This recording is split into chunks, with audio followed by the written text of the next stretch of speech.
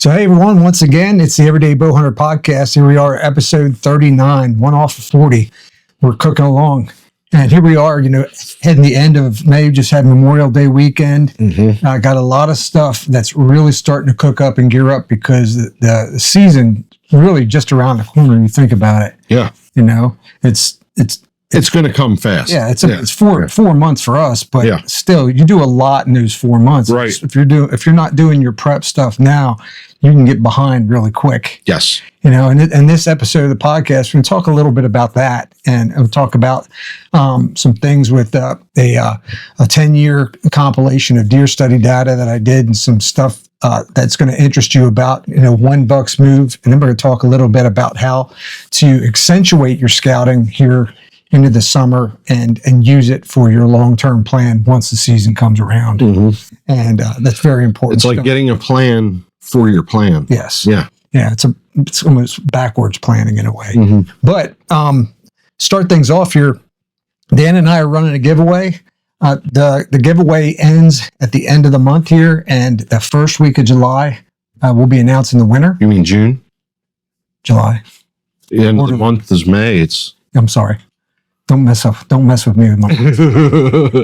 It's May. Yeah, I know, but we're doing quarterly giveaways, not monthly giveaways. Okay. So the quarterly giveaway of this right here, the Moultrie Edge 2 camera, a cell trail camera, I should say, and that's for the first place winner. The second and third place winners will get this Everyday Bowhunter t-shirt, and if you're listening, you can get in your show notes and check it out.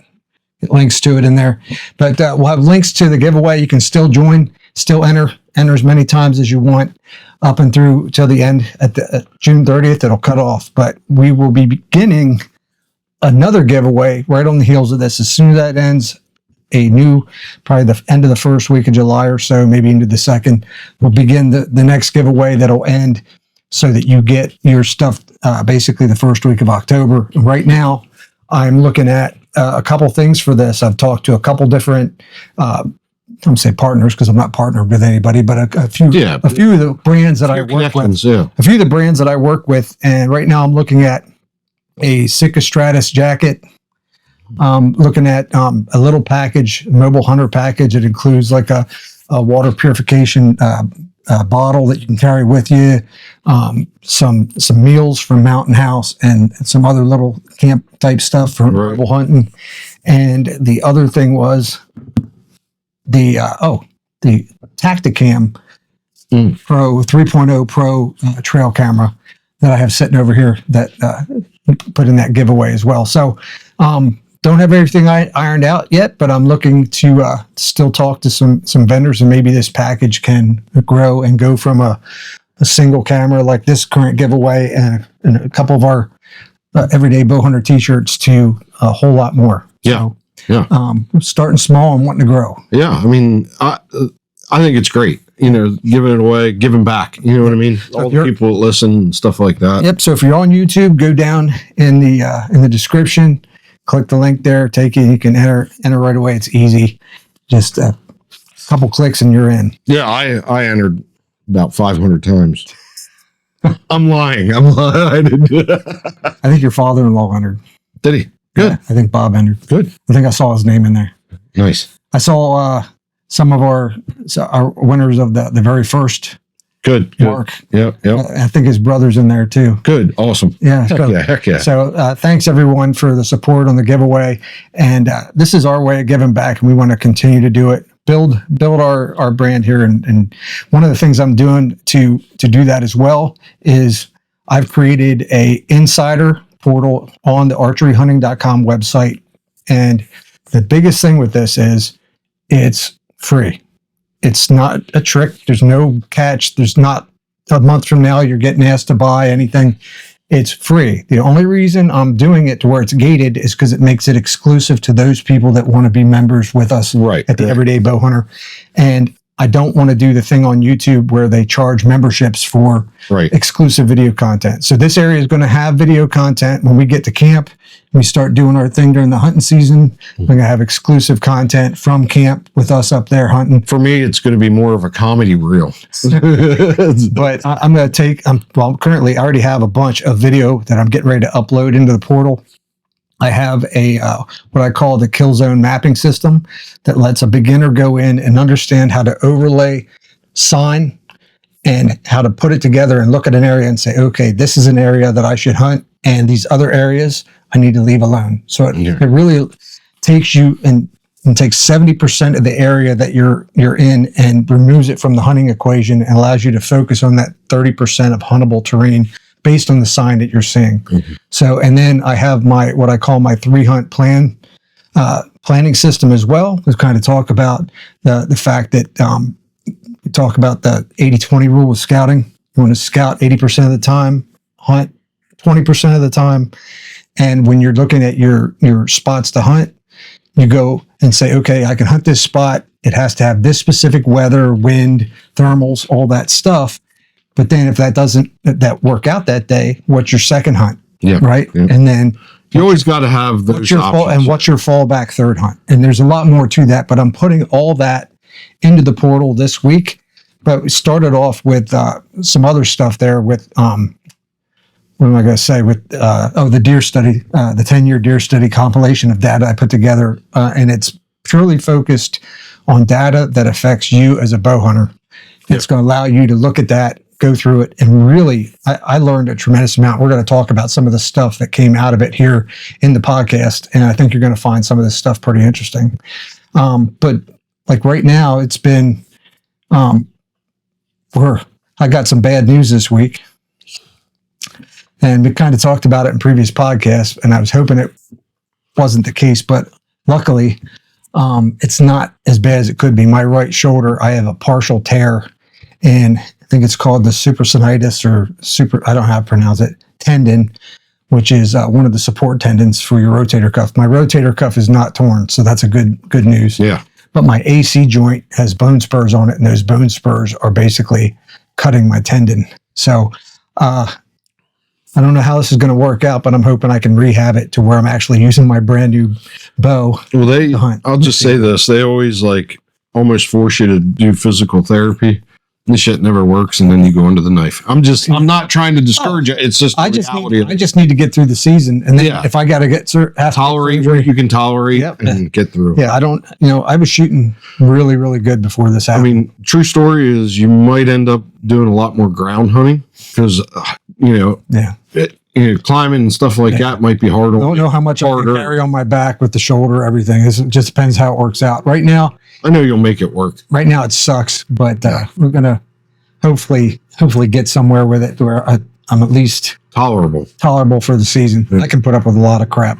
Yeah. So you can. I try to anyway. Yeah. But so outside of that, Dan, you saw something kind of interesting here. Yeah, the other day I was at work, and we have a pretty forested area that's kind of back in a little part of the outskirts of this town that I work in. And it's, pretty secluded. So anyway, I went in there and I had to do something for the company. And as I'm going in, it's a dirt road and it goes up this hill. And I get right to the bottom of the hill and this big doe comes running right across and a fawn right after her. But here's where it gets a little wild is the doe was your typical summer red. This fawn was lighter than a pair of khaki pants. Now, I've seen 50 fawn in my life, and they're all red. They're born red with white spots. Yeah. Okay? Mm-hmm.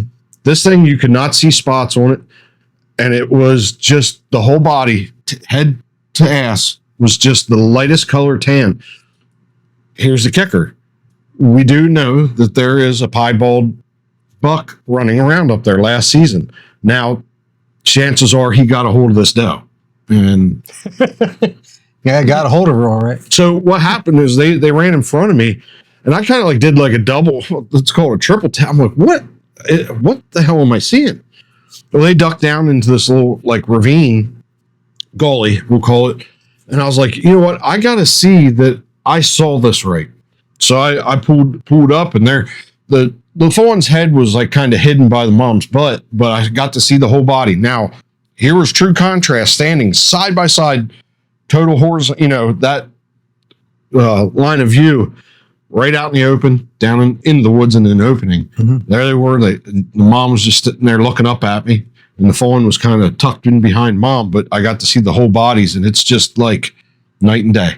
Like, that mom is red, and that fawn is, I'm telling you, pick out the lightest color pair of khakis that you could possibly find. It was like that. It was like tan almost.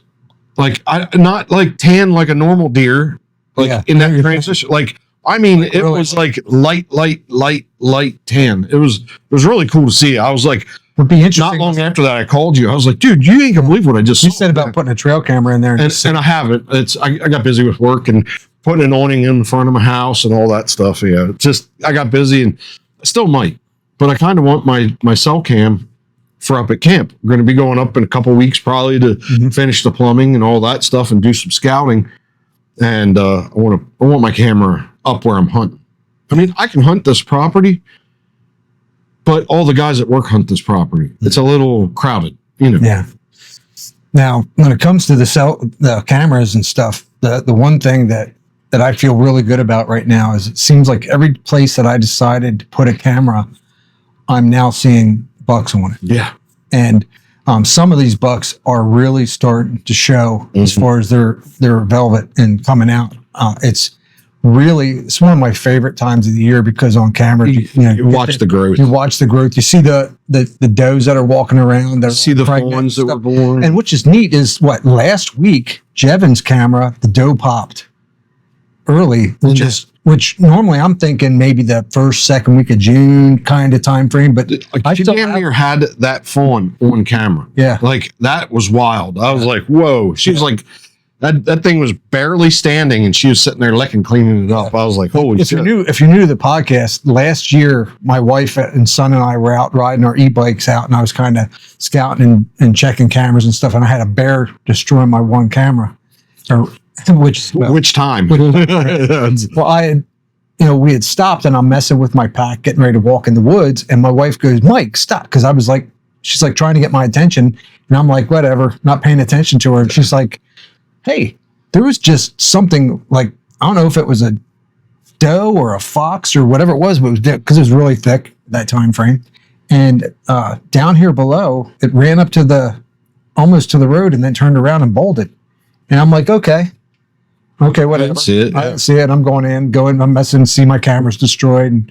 And as I'm walking out to go back to my e-bike, I step on a fawn. Jumped up, and it ran about 10 yards and went back down. That thing had just been born. Did you have to check your underwear after? Oh, that scared the shit. And the ferns you saw that one area. Yeah. The ferns are just incredible in some of these areas. They're just so you can't see the ground at all. And I always wear higher boots because I worry about snakes in there.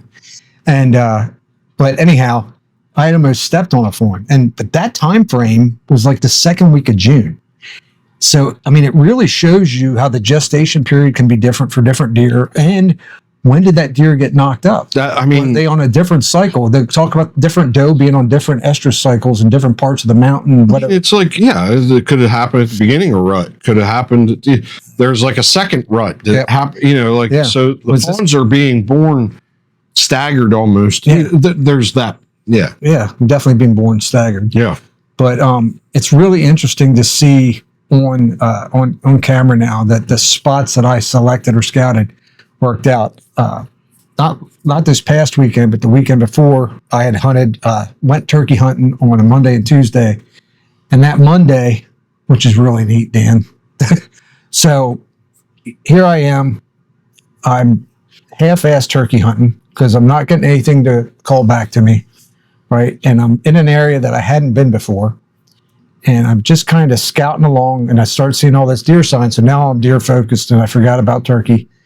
And I'm going down I'm on kind of a flat, and I'm at the high end of the flat. I walk down it, trail goes downhill. I follow it downhill, and I basically walk back the direction I just came. Right, and it's probably only like a 30-yard area we're talking about. Right, I'm not talking huge distances here. Mm-hmm. And all of a sudden, out of the mountain, Laurel blows this turkey out of the Laurel, blows up in the air, and I nearly shit myself. Again, right, had my shot. Almost shot it right away, but then it goes blowing through the woods. It was doing the kiki. Yeah, it was crying, like squealing like crazy, going out through, and you could see that it was a hen. But I had never walked up on a nested turkey ever. No, in the woods. Grouse all the time. Not all. But when does a turkey let you get that close? Never. Never. That's why I said, man, I wonder if she had little ones, or that you just. I stayed away from the spot because I didn't want to. No, you got it. Yeah, absolutely. You did the right thing. So I backed away from the spot, but that was incredible. Yeah. But the following day, I also didn't have a lot. I had turkeys gobbling back to me in the afternoon that day, but it didn't pan out. Right. But the next day, I was up and I was on just crested onto a bench, like halfway up the mountain. And I could see a flat spot out in front of me. And I said, I think that's a bed. And it was. And I found another bed and another. And I think it was bunch of doe. I thought it was doe initially, but now in that spot, all I keep having is buck. On camera. And there was 2 buck on camera at the same time. Yeah. Yeah. So little bachelor group. Bed together. It could happen, or it could have been the 3 doe that bed there one time and moved out. But either way, it just was coincidence. The belly hair that you get, that's the big indicator, that's fresh. I had belly hair this long. I'm talking like 5 to 6 inch long belly hair in a bed. That checks out. Sorry. I've been calling that 6 inches. But anyway, the first bed I found, I'm finding these tiny little hairs. Yeah. Right. And I'm like, oh, wow, there's one here. And I turn around and I hit the second bed because I see the huge thing of hair. And the size difference of the bed was substantial. It was a much bigger deer. Yeah. And then just above it was a third one. And they were within, I'm talking 10 yards of each other? No, 5 yards of each other. And easily, and the one was probably 3 yards from the other. They were that close. Wow. So that's why I kind of thought doe. Yeah. Not to change it, but a little bit on the turkey hunting is, I think Pennsylvania has it screwed up a little. I don't know if we talked about this on the last episode, but like they do have we're starting a little bit late because what's happening right now, well, it's all but over now, but for like the majority of the season, these birds were really quiet and they weren't really answering back because we hit that warm spell before the season. I think that fired them into, mating, the breeding. And so we kind of missed our window with that. And look, I was hearing from a lot of different people, like our cousin Dave Draghi. He's like, yeah, I'm hearing this from a bunch of guys. He's like, they're getting them, but he's like, they're not answering. And they're sneaking up on guys. You got to be ready all the time. You can't move a muscle. You just got to stay with your mouth call pertinent to that hunt, dedicated to it, because they're sneaking in on them, stuff like that. I had that one turkey. I only got to hunt 3 days. The first day, and then there's 2 other days. So I didn't get a lot of time in the woods turkey hunting. And the one that I did get, where was that? Top of the mountain, the field, at the far end. Far. Where they had the mud area there where we saw all the tracks and stuff. Yep. Well, in this area kind of holds water, and because of all the rain we've had recently, in the mud there, I saw fresh turkey tracks. And they were like, I was huge. Huge, yeah. They were huge. And I said, we saw turkey tracks when we were up there that day too. Yeah. So I kind of got down behind a tree on a knee, and I just said, I gave it a call. In the instant I called, blew off, and it seemed like it was like 50 yards from me. So I really kind of hunkered down so it wouldn't see me. And I waited like maybe, 2 minutes. I hit it again. Boom, went off again. Just was a little bit changing where it came from. Not much. But then over a course of like, I don't want to say 15 minutes, maybe 20. I had called like 4-5 times in that 20 minute period. And every time I called, the turkey got farther away. And that's where our dad said that he thinks that they were henned up. So Mm-hmm. he was henned up. So Yeah. that's why I didn't get any action on that. And I actually tried to move towards where the direction it was going. Mm-hmm. But I basically was back towards back on that trail, heading back towards The fork. yeah. Yeah. So, but no, so that my turkey season was That. dry, very dry. Yeah, it was apparently a tough season for a lot of people. You know, it is what it is. I mean, our dad was out a lot, and he had he said that he had another hunter near him that was calling, and then when he started calling, and my sump pump's been going off like crazy. All the rain we're having. Yeah, it's been nonstop. And he said that when he started calling, this other guy stopped, and then he thinks he ended up calling the turkey right into that guy, because then all of a sudden the guy boom, and he had one. Well, hey, paybacks are hell, because he did that to me. So I got called a turkey right into him. Okay, you want to jump into this deer study thing? So as I'm going through this data, right, and it's 10. I decided 10 years because it's the most recent deer study data. You have Penn State study, and you have Mississippi State. You have some Auburn has some stuff. You had Oklahoma study stuff from Mississippi State actually, and hear my dog going. I get that on podcasts all the time. My dog going crazy upstairs. But anyway, when you put all this together, you get some common threads. That's amazing. That it transfers from state to state, and how common what the deer do is really. And some areas they have little nuances because of terrain, and they might bed in different locations and all those things compared to the hill country that we hunt. Yeah. But some of the things that really stood out, the number one thing, I guess, that's the most common sense thing to you and I, because this is what we've done for years, is that the most active time for a buck, in fact, for almost all deer, is that time period between, in the early morning, dawn, and at dusk, the low light periods. And the reason for that is, and this is something that's important to know, is because of deer vision, right? Mm-hmm. A deer actually sees on that ultraviolet level, and they can actually see the best in that low light time period, right? And that's why, they also, when you shine a light on a deer, you can see their eyes. They have that marvelous, glow. I forget what that's.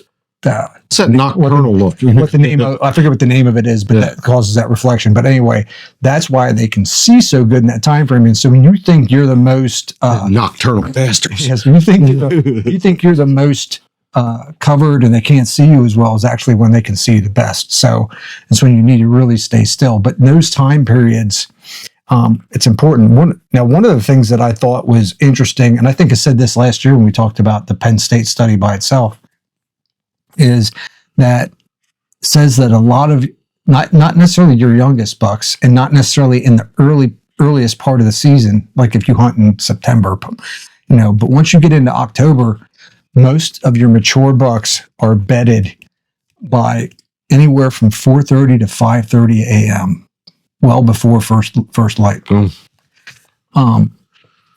That changes as you get into pre-rut and rut, because then rut is everything's off the table. Everything's off the table. But so the lessons learned from this, especially if you're a beginner trying to feel this stuff out, is that you need to be in your stand, settled in and ready to go at least 30 minutes before first light. And I didn't say sunrise, first light. By the time that's getting where you can see, you need to have already been in your stand at least 30 minutes. I prefer an hour myself. Yeah, my younger years, you want to talk about lessons learned. Stop doing this all night before you go out, because then you don't wake up very early. Sorry. Yes. And I'll get into what it said about the after that for morning hunts. But in the evening, it said at a minimum, you need to be in your stand 2 hours before sunset. before. I like 3 hours, really. Oh, Like three to 4 hours. Like, you know, I liked 4 hours. I really like to just get in there and just let everything settle down and get back to normal. Like the squirrels stop barking at you, this, that, everything just kind of like goes back to normal. That's especially important if you're hunting close to bedding, because you need to sneak in there and get settled in and right. Like if the deer did bump a little bit and you didn't bump them from scent or anything, then they could come back. So, but it's I said about the deer feeling safest in low light, and but that's that early morning or late evening is the prime times for hunting. It really is. But saw that researchers found that many mature bucks move between 10 a.m. and 2 p.m. during early and peak rut, and they're on their feet cruising for does even in the middle of the day.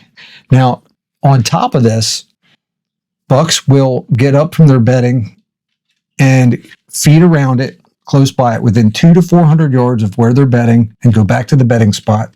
It's still a pretty good distance. Between 9 and 11. And the research said that over 80% of hunters are leaving their stands and getting done their hunt by 9 a.m. in the morning. And it said that the recommended time from the studies that said that the recommended time to stay in your stand till was 11 a.m. Like, do not get out of your stand till 11, because all those hunters moving and everything, and the deer just being on their feet, and they're not just sleeping all day long. They're feeding and going back and laying down. And that's the time frame where they can be back on their feet. In fact, I think, Dan, not last year, but the year before, I was hunting at the area there that I call Flat Trail. And I was actually getting restless and thinking about getting out of my stand. Yeah. And it was 9:30. 9:30, I had a buck come down the mountain right to me. And that's ultimately I should have shot that deer. But anyway, that's a whole different story. But he was being picky. I was. But anyway, the lesson learned is that don't get out of your stand early. Talk about the fact that during the rut and stuff, deer are on their feet, bucks are on their feet, and they said for whatever reason, the data showed that I said that 10 and 2, between 10 and 2, and that's why they recommend during peak rut, if you can, like almost between November 3rd and the 10th, to do all day sits, because you never know when they're moving. If you can be in a good funnel, or you could be where there's good concentrations of does, because that's where they're going to go. Yeah, all day sits are easy if you didn't work construction your whole life and were beat to piss. But you know what I mean? It's hard to stay. Yeah, it is. It's hard to stay out there. Jevin's a good one for that. Jevin will go out and stay out. Yeah, he's, and that was an unfair comment for me, because that dude works his butt off. He's up and down ladders, and a special shout out to you, Jevin. Thanks for the warning, man. Dude, me and my wife couldn't appreciate you more. But we went down to, real quick, we went down to Lovettsville, Virginia. We got our pointer bitch is getting ready to get bred. So we had to go down, do the x-ray stuff for hips and elbows, make sure everything's good. And driving, my wife drove the new van down, she's driving. I'm just sitting there looking out. And you want to talk about a beautiful area. It is just spectacular, just rolling mountains, rolling hills. It's not rolling mountains, but rolling hills, and spectacularly beautiful down there. And the edge of one field, there was this giant, what I thought was a doe. I was like, oh, there's a doe out there feeding Natalie. Look, no sooner she looks over, like I could see her out of the periphery. Oh, one of them deals. The head comes up, and that dude's going to be a thumper. Like what we're seeing on camera was nothing compared to this. They're a little bit ahead down there. They're already starting to round a little bit. Well, like that compared to what we're seeing. That one I showed you on camera, was that yesterday maybe? Yeah. He's out and he's pushing. He's pushing up and out. So Yeah. he's moving. Yeah, along. this dude, it looked like fists. Like he, big bulbs. I was like, and it was starting to round like that. And Natalie goes, "Oh, like that." She was It's like, amazing. "Wow." Even the biggest bucks look even that much more impressive in velvet. Yeah, it always looks way bigger. But yeah. Yeah. Sorry to cut you off on that. Oh no, that's fine. Now, the one thing from the study, and I think we talked about this before too, that I think was kind of telling, is across multiple studies that they said moon phase does not influence deer movement. And that's, it found no meaningful pattern to deer movement tied to moon phase. So why on all these hunting apps do they make such a big deal about the moon There's phase? people that are diehard moon hunters and score on it, but it said, what people think: full moon equals more night movement, and new moon better daylight activity. What the data shows: deer still move most at dawn and dusk, no matter the moon. And there's no reliable shift in movement because of moon phase alone. It's just creatures of habit, really, at that point. Feed pattern, yeah. So that's interesting. Yeah. It talked about all day sits, and they said if you're going to do all day sits, take quiet snacks and a large jug to piss in. I'll say that's a real thing. Like my first bunch of years, them crackers, them orange crackers with peanut butter in them and stuff like that. Oh, I'm going to take a pack of crackers out, or granola bar. It's always the noisiest damn wrapper. And then what you're eating is crunchy. Yeah. So in your head, it's amplified. It's ample. Yeah. And then you're in the woods and it's like, it's almost like that buck that I hit the other year there, sitting there crunching on acorns. He was sitting there eating his orange crackers. You know what I mean? Like it was, that's what's great about that was so wild hearing that. Like at first I couldn't tell. I was like, what am I hearing? I was like, man, is that a porcupine eating bark? Honestly, that was my first intuition. I swear it was dark. It was pitch black. I couldn't even see my hand in front of my face. And I didn't have my flashlight because I now hear an animal. I didn't want to spook anything. And I'm like, dude, that's got to be a porcupine. It just, like, in my head, that crunch was not an acorn crunch. It was like bark. It was like crackly. And then sure enough, it got daylight. And it was a nice buck, and he was crunching on acorns. That was really cool. You saw that I have trail cameras, a couple of them on video mode. Mm-hmm. And the one I had on video mode, the deer was standing there, and his ears were up, like pointing out. He was really listening. And you could hear a turkey gobble in the background. Gobbling in the background. But he was sitting there crunching on acorns from last year still, because it's not new acorns. He's sitting there crunching on them. And that's so cool. That's very cool. Yeah. The coolest part about that was that I was like, I instantly texted back, did you hear that turkey in the background? That was cool. It gobbled. Well, that's actually where I went out then and ran into that turkey.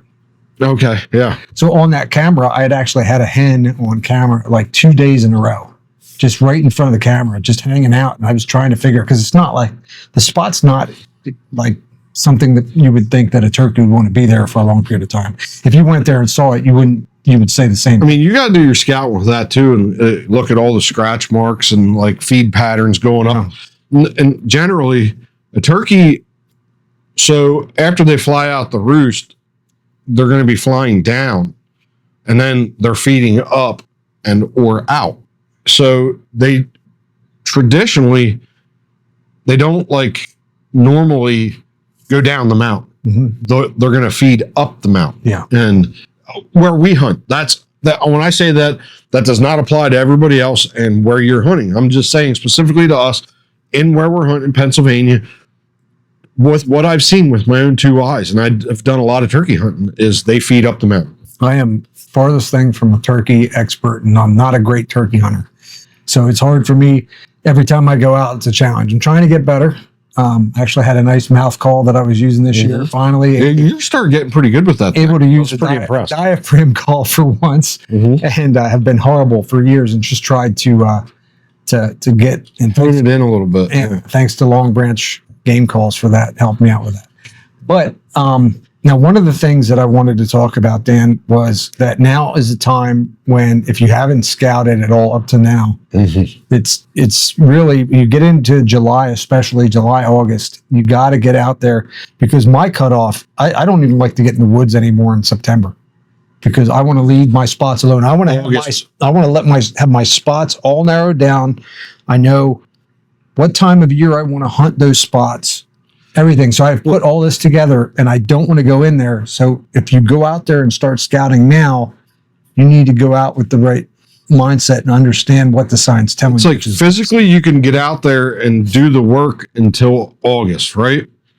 And then from August, let your cameras do the work. Yeah. You stay out of there. Stop stinking it up. I see guys going out 2 weeks before the season starts. They're out there hacking, shooting lanes, and this. I'm like, all you're doing is blowing the deer out of there. Now I did see some deer study data that says that, 7 to 10 days is after you've blown a spot out, the deer will come back. okay. Now, I just put cameras in spots, new cameras in, and even Jevin put cameras in, and the deer are there the very same day coming into that spot. You know what I mean? So there's But the biggest thing is just once you have hunting pressure applied, that's a whole different animal now.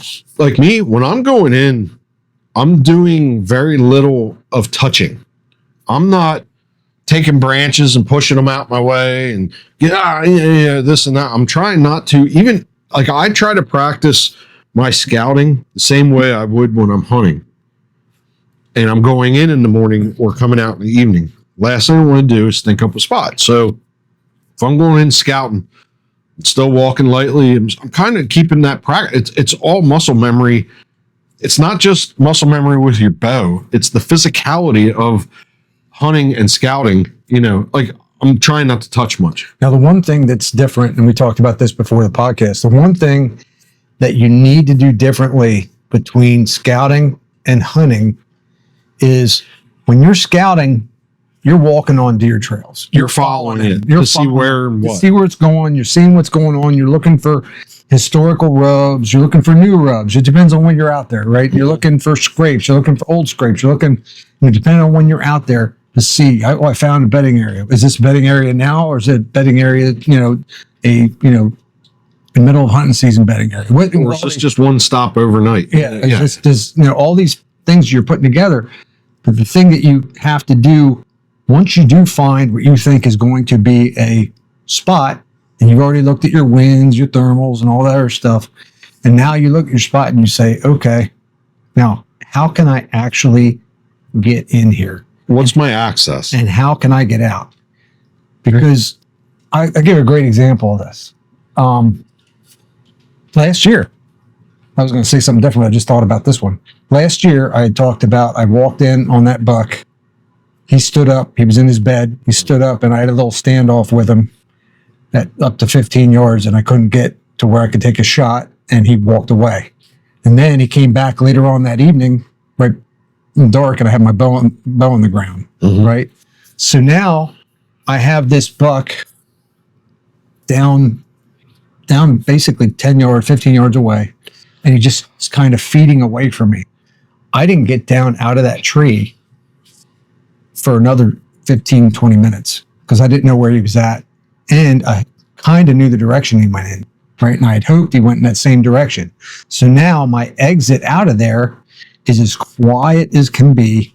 And I slinked out of there down to where my e-bike was. And I kind of actually walked my e-bike down the road to get out of that area as much as I could. So I wanted to be able to go back there to hunt again. If you don't care about going back there to hunt again, I mean, you can walk straight. Do whatever. Yeah. But if you see like I did, now I have a shooter buck there that I can't shoot right now. Confirmation. I got confirmation, right? I got a pattern going right here, what he's doing, right? I have a potential to come back into that spot. Now, I did hunt that spot again and I didn't see anything, but the point is now you have to really focus on your exit. If you want to go back into, the point is though, if you want to go back into a spot or potentially hunt a spot 2 or 3 times, don't go blowing out of there when you're done your hunt. Unless the coyote's chasing it, then you do. So you have to think about your infill and exfill. And you don't want to be walking on deer trail. I was going to say, short. Even though a lot of it is, sometimes that's the path of least resistance. Yeah. And you have no choice. Sometimes you have no choice, but you try to minimize that. And that's why we talk about, we wear the rubber boots, wear gloves, and don't try not to touch as much as you can, because it doesn't matter what you touch. You leave scent behind either way. And have you ever noticed, like, you're trying to be as stealthy and quiet as possible, and that's when you roll over a rock and that thing goes you're trying to, you know what I mean? That's just the nature of the beast. But just to summarize, when you're scouting, it's okay to do deer trails, but come season, have a plan to access that and to leave away from the deer trails, just to stay off their path where their nose is going to be. Their nose is always, just one less thing to blow yourself up. Well, one of the things that, I had a spot that I had both a thermal issue, because I knew the thermals were pulling up the mountain, and I wanted them to drop, or I couldn't hunt the spot. Right. So you don't necessarily know when that's going to happen during the day, but you can kind of half-ass tell because of the weather forecast. What it was the day before, or whatever. If it says the temperature's going to drop at this time, then the thermals are going to drop with the temperature drop. Right. But you also have the wind. So I have a spot that I have to go into. Now, you want to walk into the wind. You don't want the wind at your back. You got it. The same things you apply to your stand, you need to apply to that access and your exit. Because if you don't want your scent to blow up your spot, you can't have it blowing across all the trails and everything you're walking towards when you're going to do that hunt. Yeah, going in or going out. And that could be some of the most difficult things to do. And your in and out could be two different paths. Yeah, and the weather changes and the winds change in our mountains, the swirling winds and everything we have. That's the problem with where we hunt, is like normally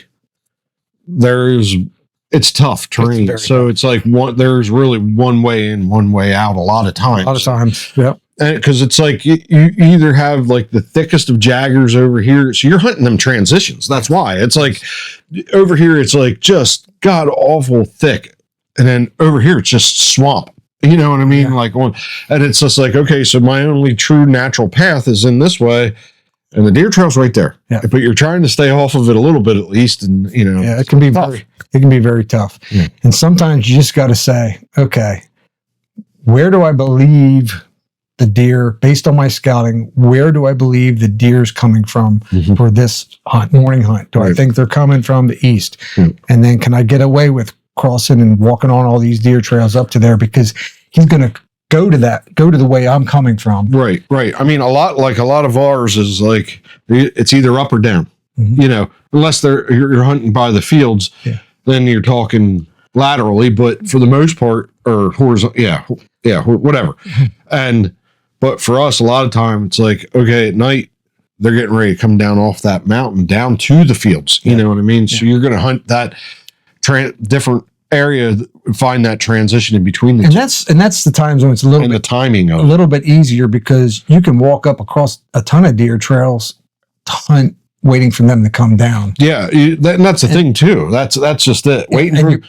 Your biggest issue is the thermals, and when they're blowing up the mountain, you don't want to be in the path of that to blow it up. But just at dusk, they're going to start pulling back down. And here's the thing too, is like timing that to the fields. So they're going to take their time coming down off that mountain. They're going to feed the whole way down. So they're not actually going to get to them fields till like 9 o'clock at night. And so you got to put yourself, okay, you know that they're going to be coming down at dusk. So you got to almost hunt really high in the evening because of that. You got to catch them in their nightly feed down the mountain. And that's where scouting is really important, because you don't want to put yourself in a position where you're getting into a spot and you basically just blew the deer out because you're right on top of their bed. It's a balancing act. It's like you can't hunt too high. Yeah. Or you can't, it is tough. It's very tough. And then public land on top of that, other hunters, and there's so many variables, and that's why it's awesome. It's like, it's this forever evolving chess match, daily chess match. It's like, animal versus animal. We're just a different kind we should be able to outsmart them, but damn it doesn't feel like we are at times. Honestly, Dan, why I've said, like, over the last such a great challenge. Over the last 2 seasons, had so many buck down in front of me, not necessarily legal buck or buck I wanted to shoot, but buck nonetheless. And that just makes you feel like you did you accomplished what you set out for and put yourself in the right position. You put the work in, and it's fruits of your labor. Yeah. Doesn't mean the trophy buck's always going to be there. And where we're at traditionally, it's not a lot of trophy bucks. No. Not everybody gets a buck like Jevin got this year. A nice, beautiful, nice rack. Beautiful buck. Hell of a buck. Yeah. Yep. That was the day right there. But that's why we do it. I say it time and time again, hunt the sign, not the spot.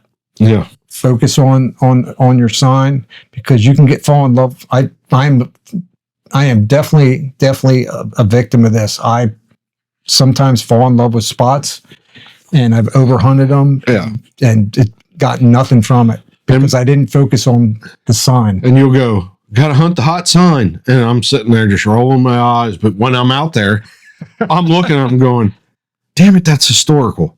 Oh, that's new. Now, and that's exactly what you're saying is you got to don't get complacent and go, okay, well, there's some historical stuff. They were here. Well, that could have been 2 years ago. You know what I mean? Don't fall into the trap. If it's not fresh, they're not there. They're on a different pattern. Well, especially where we're. There's only a few spots out there that hunting pressure changes everything. That have great funnels, or that the deer are always going to come through there because they're going to a field, or they're. And what's crazy is our transitions change a lot too, season to season, because the jaggers, the growth, things like that. Especially with all the logging and the logging. It's our transitions. They could go through and log it, and for a year or longer, that spot's just shit. And then all of a sudden, thick starts growing, and it turns into this haven almost. And they start finding, oh man, all that fallen stuff. They could start eating browse, the dead brow, but it's stuff for them to just kind of feed along with, and all that new growth. Now that the sun's actually able to hit that territory. Yeah. And all that new growth starts happening. It turns into this whole new feeding mecca. It's pretty cool. Yeah. And that's why I am just every year so excited to get out. I could literally spend weeks upon weeks out in the woods just scouting and learning new areas and stuff. Yeah. And I think Jevin actually started doing that this year more. He hit a couple. He was almost like a traditionalist with his spots, but hey, he had his spots for a reason, because he's a deer magnet. That guy always sees deer, and he knows where he's going. He is great. He knows that mountain. That's the thing. We've been going up there for a long time, and that dude paid attention, and he knows that mountain. Yep. He knows the different habitats and spots that they traditionally go to and stick to, and the deer stick to that for years. I don't know how many times Jevin said, oh, I had a young buck bedded out in front of me for 3 hours. I very rarely had I think that having a deer bed in front of you is not a commonality, unless you were just in the right spots. Putting yourself in the right spot for one, but for two, you did the right things with your scent, with scent control, stuff like that. What I mean? After he burned a cigarette. And I used to smoke cigarettes, and I actually have seen and killed more buck and seen deer and killed more deer right after smoking a cigarette than I have as a non-smoker. Curiosity then. It's they like cigarettes. Let's be honest, we all do. It's not good for you, so you don't do it. Well, Dan, I think that brings us to the end of the podcast. He's like, dude, we're gonna end on that. We don't want to end on that.